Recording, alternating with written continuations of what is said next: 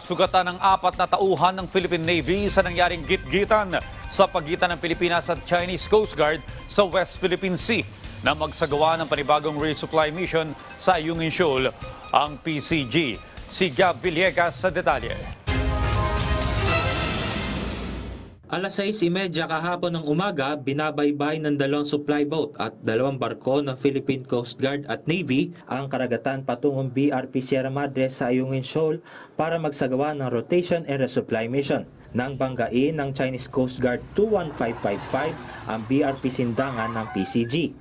Ganito rin ang sinapit ng Onaiza May 4 na binangga sabay binomba ng tubig ng 2 barko ng Chinese Coast Guard. Kaya nabasag ang windshield nito. Ayon kay PCG spokesperson for the West Philippine Sea, Commodore J. Tariela, isinagawa lahat ito ng CCG at Chinese Maritime Militia para harangan ang mga barko ng PCG na BRP Cabra at BRP Sindangan. 4 na tauhan ng Philippine Navy ang nasugatan. Una nang iginiit ng AFP na bahagi ng routine task ang RORE mission upang palakasin ang presensya ng Pilipinas sa ating exclusive economic zone. Pagpapakita rin ito ng pagsisikap ng AFP na maprotektahan ang karapatan ng bawat Pilipino na makinabang sa mga yamang dagat mula sa ating teritoryo.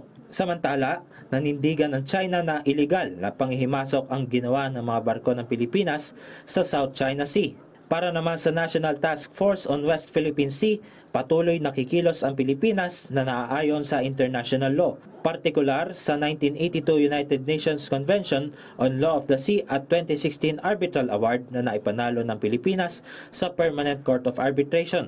Ayon sa Foreign Affairs Department, aabot na sa 9 ang bilang ng mga diplomatic protest na nahihain ng Pilipinas mula ngayong taon. Mula sa 142 nahihain ng Pilipinas mula nang maupo si Pangulong Ferdinand R. Marcos Jr. sa pwesto. Gab Humilde Villegas para sa Pambansang TV sa Bagong Pilipinas.